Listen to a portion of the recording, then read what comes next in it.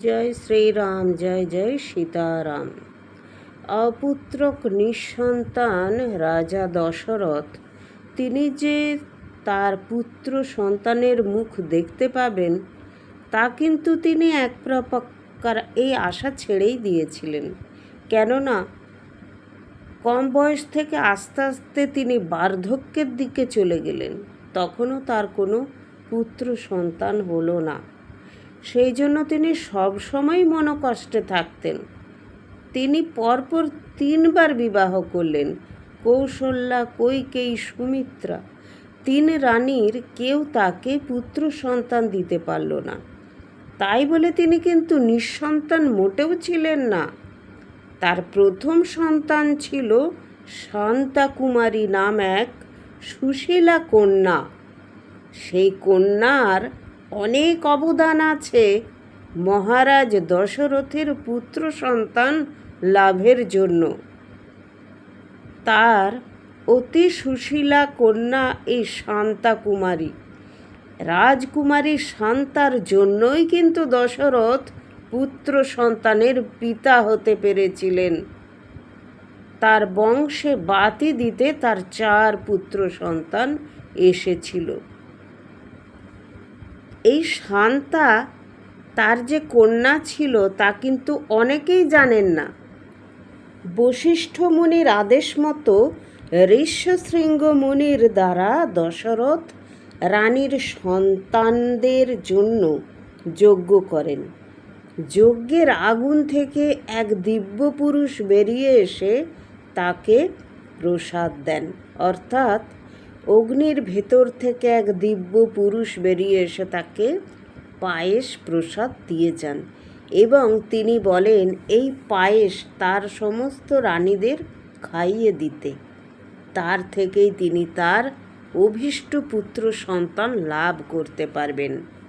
তো সেই জন্য রাজা দশরথ ওই দিব্য পুরুষের দেওয়া পায়েসটি তার 3 রানীর মধ্যে ভাগ করে দেন।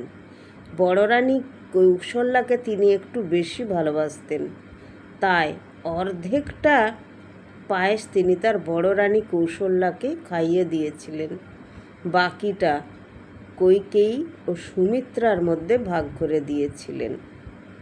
যথারীতি 3 রানী গর্ভবতী হলেন এবং 3 রানীর কোল আলো করে 4টি পুত্র সন্তান, 4টি রাজকুমার এলো পৃথিবীতে অযোধ্যার রাজপ্রাসাদে। সেই 4 পুত্র সন্তানকে দেখে রাজা দশরথের আনন্দের কোনো সীমা নেই। তিনি ভুলে গিয়েছিলেন তার অভিশাপের কথা। তিনি যে কোনোদিনও পুত্র শোক পেতে পারেন সেই কথা তিনি একদম ভুলে গেলেন তার পুত্রদের নিষ্পাপ মুখের হাসি দেখে। তিনি তার পুত্রদের এতটা ভালোবাসতেন, বিশেষ করে সবথেকে তার প্রিয় পুত্র ছিল শ্রীরাম। রাম যখন 4 পায়ে হামাগুড়ি দিয়ে বাবার কাছে বাবা বাবা বলে ছুটে আসতেন, তিনি আনন্দে রামকে বুকে জড়িয়ে কেঁদে ফেলতেন। শুধু রাম নয়, লক্ষ্মণ, ভরত, শত্রুঘ্ন, তার 4টি পুত্র সন্তানকে তিনি বুকে জড়িয়ে রাখতেন। তিনি কখনো ভাবেননি যে তার পুত্র সন্তান হবে। যখন বৃদ্ধ বয়সে তিনি এই 4 পুত্রের পিতা হলেন, তখন তিনি আনন্দের চোটে ভুলেই গিয়েছিলেন অন্ধমুনির অভিশাপের কথা। অন্ধমুনি অভিশাপ দিয়েছিলেন যে দশরথ যেন পুত্র শোকে মারা যায়। তো সেই পুত্র শোক তাকে পেতে হলো, কিন্তু কিভাবে তাকে পুত্র শোক পেতে হলো এবং কিভাবে তাকে এই পুত্র শোক পেতে হবে তা তিনি কোনোদিন কল্পনাতেও ভাবতে পারেননি যে তার অতি প্রিয় রানী তাকে এই চরম কষ্টটা দেবে। আসলে কি, মানুষ যেটা ভাবে না সেটাই হয়। মানুষ যাকে বিশ্বাস করে তার থেকেই বেশি বিশ্বাসঘাতকতা সে পায়। মানুষ যাকে অন্ধের মতো বিশ্বাস করে যে কোনো দিন সে তাকে কষ্ট দেবে না, কোনো দিন তাকে দুঃখ দেবে না, তার থেকেই সে চরম দুঃখটা চরম কষ্টটা পেয়ে থাকে। আমরা মানুষরা এটাই বিশ্বাস করি যে আমি যাকে কষ্ট দিইনি সেও আমাকে দেবে না। না, এটা ভুল ধারণা।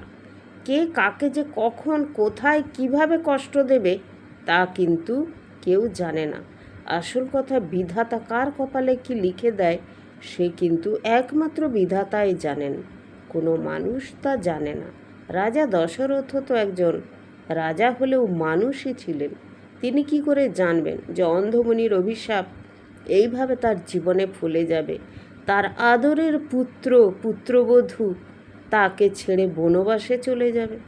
রাম কোনোদিনও তার পিতাকে ছেড়ে বনবাসে চলে যাবে এবং এমনই সন্ধিক্ষণে এমনই মুহূর্তে তাকে এই কষ্টটা দেওয়া হয়েছিল যেটা তিনি সহ্য করতে পারেননি। সে কষ্ট সহ্য করতে না পেরে রাজা দশরথ মারা গিয়েছিলেন। যখন কইকেয়ী তাকে বলেছিলেন যে তার দেওয়া, তিনি যে দুটি বর আগে থেকে পেতেন রাজা দশরথের কাছ থেকে, সেই দুটো বরই তিনি চাইছেন, তিনি কোনো এক্সট্রা কিছু চাইছেন না। তার দুটো বরই তাকে ফিরিয়ে দিতে। এক বরে তার পুত্র ভরতকে অযোধ্যার সিংহাসনে বসাতে হবে, আর দ্বিতীয় বর হলো তার প্রিয় পুত্র রামকে 14 বছরের জন্য বনবাসে পাঠিয়ে দিতে হবে। একটা ছেলে, যুবক ছেলে, সে যখন 14 বছর বনবাসে চলে যাবে তার তো যুবকত্ব আস্তে আস্তে হারিয়ে যাবে, সে প্রৌঢ়ত্বে এসে যাবে। সে যখন বৃদ্ধের দিকে আস্তে আস্তে আগমন করবে তখন তার শরীরের মধ্যে আর শক্তিও থাকবে না যে সে এসে আবার যুদ্ধ লড়াই করে তার ভাইকে সিংহাসনচ্যুত করবে। তার হয়তো মনোবল একেবারেই ভেঙে যাবে। এটাই চেয়েছিলেন কইকেয়ী, যে রামের একেবারে মনোবলটা ভেঙে যাবে। কিন্তু রাম এমন জিনিস, এমন ধাতুতে সে গড়া ছিল, তার মনোবল ভেঙে ফেলা এতটা সস্তা নয়। তিনি বিষ্ণুর অবতার ছিলেন এবং তিনি অত্যন্ত সত্যবাদী, নির্ভীক এবং স্পষ্টবাদী ছিলেন। তিনি ন্যায়পরায়ণ ছিলেন। তার পিতা যখন অস্বীকার করলেন তার রানীকে দেওয়া এই বরের কথা, তিনি অস্বীকার করলেন, তিনি এই বর দিতে চান না। পিতৃসত্য রক্ষা না হলে তার পুত্রের মান সম্মান কী করে থাকবে? তার পুত্র যখন কথা জানতে পারলেন তিনি এসে পিতাকে বললেন, পিতা আপনি আপনার সত্য রক্ষা করুন। পিতৃসত্য রক্ষার জন্য রাম বনে গিয়েছিলেন। এই কথাটা আমরা ছোট থেকে বইয়ে পড়ে আসছি। যেমন ভীষ্মের প্রতিজ্ঞা আমরা ছোট থেকে শুনে আসছি, তেমনি এটাও শুনে আসছি যে পিতৃসত্য রক্ষার জন্য রাম বনবাসে গিয়েছিলেন। কী সেই পিতৃসত্য? সেই পিতৃসত্য হলো তার পিতা দুটি বর দিতে চেয়েছিলেন তার প্রিয় মহিষী কইকেয়ীকে, এবং ঠিক যখন তার রানী সেই বর দুটি চাইলেন তখন তিনি তো অস্বীকার করলেন, দিতে চাইলেন না। তার অতি প্রাণপ্রিয় পুত্রকে তিনি হারাতে চাইলেন না, তাতে তার বচন যাক, তার মান যাক, কিন্তু তিনি এই সত্য রক্ষা করতে পারবেন না। তাকে এই অধর্মের হাত থেকে রক্ষা করলেন তার প্রাণপ্রিয় পুত্র রাম। রাম বললেন যে পিতাশ্রী, আমি আপনার সত্য রক্ষা করতে আমি 14 বছরের জন্য বনবাসে চলে যাচ্ছি। লোকে আপনাকে খারাপ বলবে, আপনি সত্য রক্ষা করেননি বলে আপনার বদনাম হবে। আমি পুত্র হয়ে সে বদনাম কি করে মাথা পেতে নেব পিতাশ্রী? বলে রাম বনবাসে চলে গেলেন। তো এটাই আমরা ছোট থেকে জানি যে পিতৃসত্য পালনের জন্য রাম বনবাসে গিয়েছিলেন। এখনও এ যুগে এরকম সন্তান আছে যারা পিতামাতার সুখের জন্য নিজেদের সুখ বিসর্জনও দিতে পারে, আবার নিজেদের সুখের জন্য পিতামাতার সুখও কেড়ে নিতে পারে। সবই আছে, শুধু মন আর মানসিকতার তফাৎ। আপনি সন্তানকে কি শিক্ষা দেবেন, কি শিক্ষা দিয়ে মানুষ করবেন, আপনার সন্তান কি শিক্ষায় শিক্ষিত হবে সেটা আপনি নির্ধারণ করতে পারবেন না। আমরা কেউই নির্ধারণ করতে পারবো না। তারও মন মানসিকতাটা কিছুটা নির্ভর করে তার মানুষ হওয়ার পিছনে। এই রকম রামায়ণের অনেক অনেক অজানা কাহিনী আমরা সবসময় হয়তো জানি না। জানতে পারলে আমাদের খুব ভালো লাগবে। আপনারা যদি জানতে চান তাহলে পাশে থাকবেন, আর জয় সীতারাম অবশ্যই লিখে যাবেন। রাধে রাধে।